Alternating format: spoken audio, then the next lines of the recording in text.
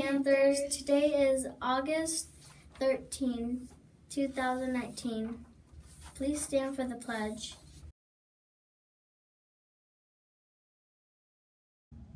All right, ready, go. I pledge allegiance to the flag of the United States of America and to the republic for which it stands, one nation, under God, indivisible, with liberty and justice for all. Today's lunch choice is beef and cheese nachos and a crispy chicken wrap. A lot of auditions are today after school. Thursday is the back to school bash. Be here from 6 to 7:30 for games, food, and fun. Author and illustrator Jonathan Miller will visit North Jackson on Monday. You can order one of his books. Order forms were sent home and need to be returned Monday. See Mrs. Mixon if you have any questions. Enjoy this book, Sammy on Safari.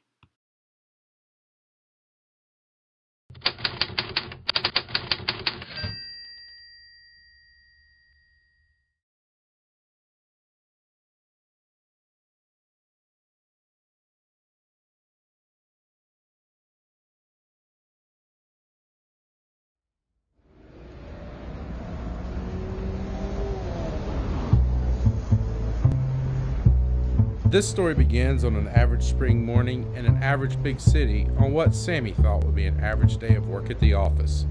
Sammy sat at his desk where he read report after report all morning long. This day was much like every day in Sammy's life, but all that was about to change. "Get in my office now," yelled Sammy's boss. Sammy's boss waved a stack of papers in the air and shouted, "These are reports pulled from the internet that say kangaroos live in Africa. Our supercomputer says there's a good chance this is wrong, and we can't have wrong information floating around the internet.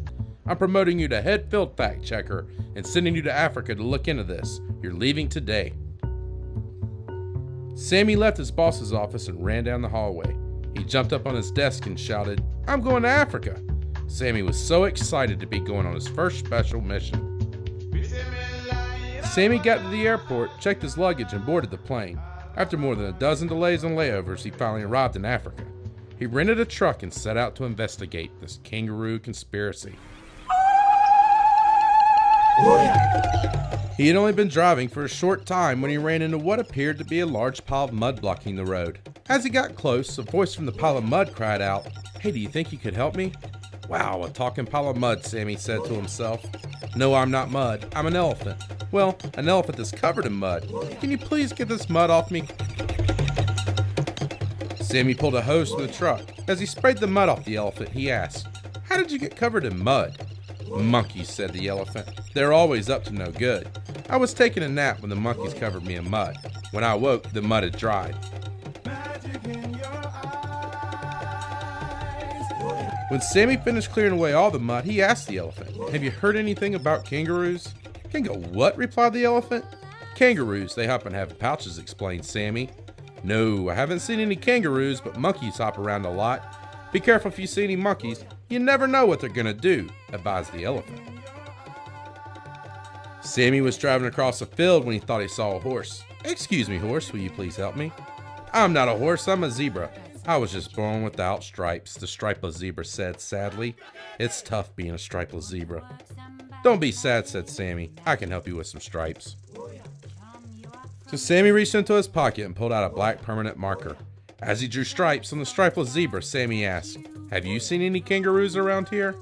"Only in the books I've read," replied the zebra. "Well, that helps me some," said Sammy, but the now striped zebra was far too excited about his new stripes to talk about kangaroos. As Sammy walked back to the truck, he noticed a bush rattle. A leopard slowly crawled out from behind the bush. "Eek!" Sammy shrieked in fear. No, don't scream. I haven't slept because the limbs in my tree are too hard and they hurt my back. I wouldn't have the energy to eat you if I wanted," grumbled the leopard. Sammy went back to his truck and got a blanket and a pillow. The leopard climbed the tree and lay down on the bed Sammy made for him. "Wow, this is really comfortable. I haven't." And with that, the leopard was fast asleep before Sammy could ask him about kangaroos.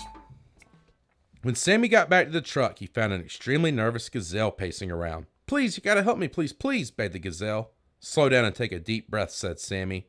"I can't slow down," interrupted the gazelle. "I'm already the slowest gazelle in Africa. Do you know what it's like to be the slowest gazelle in Africa? It's dangerous. Almost every other animal's out to eat you. There's lions, crocs, leopards, and monkeys." "Monkeys?" asked Sammy. "Yes, monkeys. They won't eat you, but they'll play some clever tricks on you." "Do kangaroos chase you too?" asked Sammy. "Mister, I don't know what you're talking about, but we don't have time to discuss this," the gazelle shouted. "I noticed a dirt bike in the back of your truck." "Take the dirt bike," said a frustrated Sammy, and with that the gazelle sped off. Over the next few hours, Sammy's fact-finding mission turned out to be much more the same. He met a pack of hyenas who had lost their sense of humor, so he told some jokes to make them laugh again. He met a crocodile who really needed to see a dentist. He ran into a hippopotamus who couldn't hold her breath underwater, so Sammy offered her his snorkel mask. He wandered upon a herd of giraffes eating lunch.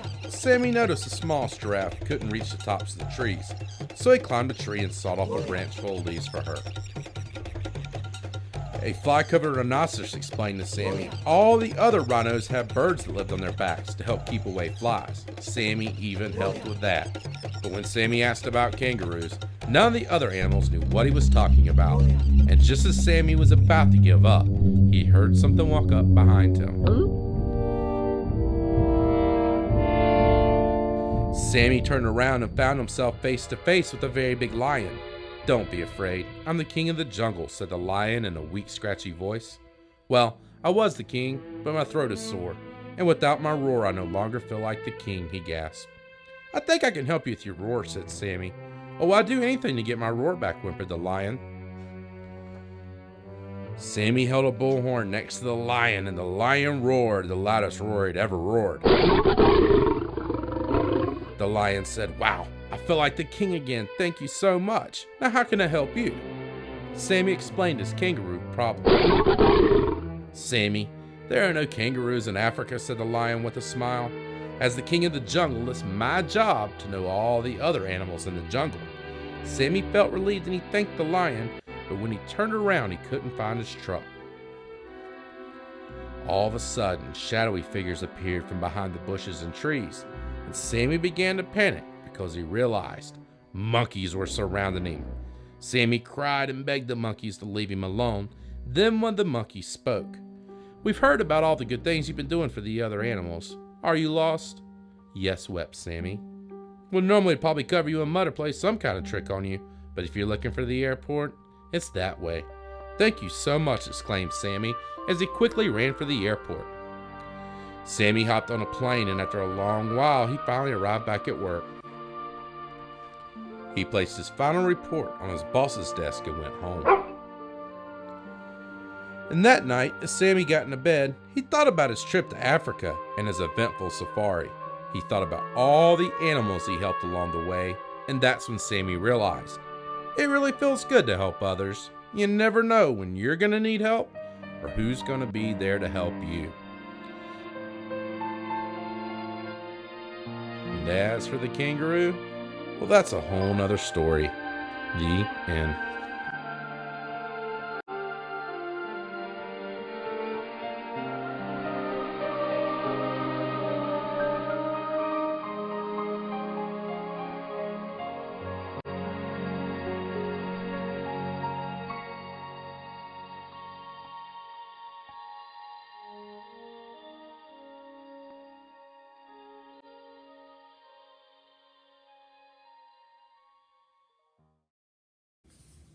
Have a possum day. Positive